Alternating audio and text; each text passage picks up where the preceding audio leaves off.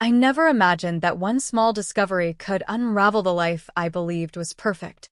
For 20 years, I thought I had it all: a loyal wife, two beautiful children, and a marriage built on trust, love, and shared memories. I believed in the vows we made on our wedding day, in the quiet moments we shared, and in the future we were building together.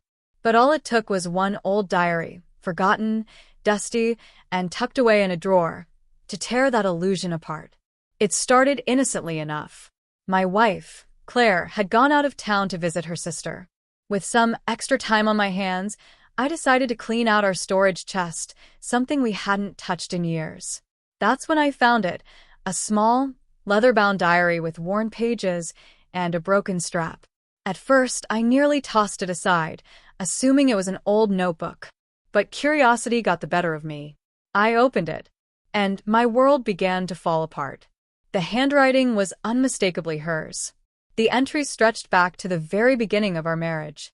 The more I read, the more the room seemed to shrink around me.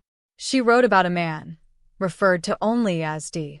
At first, I was confused, but as the pages turned, the truth revealed itself in excruciating detail. D wasn't a friend. He was her lover. She wrote about passionate nights, secret meetings, and stolen kisses, most of which happened while I was away on work trips. She confessed to being emotionally torn, saying she loved me but couldn't let go of him. The worst part?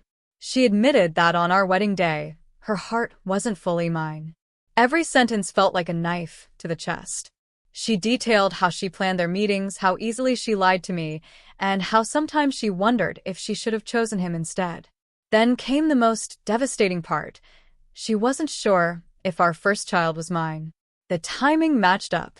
She had doubts, but buried them, praying I'd never know. My knees gave out, and I dropped the diary.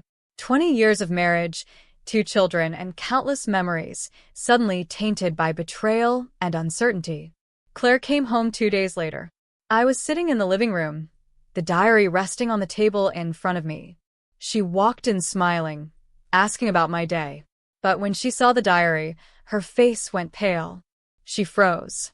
I didn't need a confession. I already knew.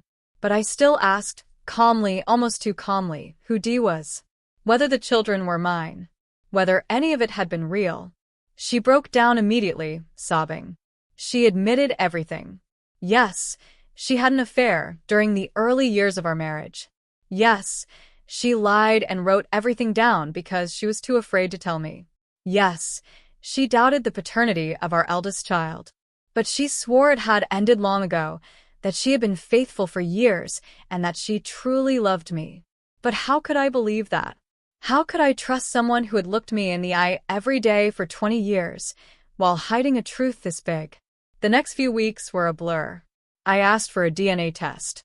She resisted, but eventually agreed. The results confirmed it. Our youngest was mine. Our eldest was not. No words can capture the pain of learning that the child you raised for 2 decades, the one who called you dad, who you taught to ride a bike, helped with homework, and stayed up late worrying about, doesn't share your blood. But even worse was knowing that the woman I had loved and trusted had kept that truth from me for 20 years. My son was crushed. He blamed himself, even though none of it was his fault. I held him and told him what I truly believed, that biology doesn't make someone a father. Love does. He is and will always be my son. Claire begged for forgiveness. She insisted the affair was over, that her love for me was real, that she had changed. But I couldn't do it. Love cannot survive without trust. And the trust was gone. I didn't leave because I stopped loving her. I left because I couldn't wake up every day wondering if there was still more she hadn't told me. I couldn't spend the rest of my life pretending we were okay.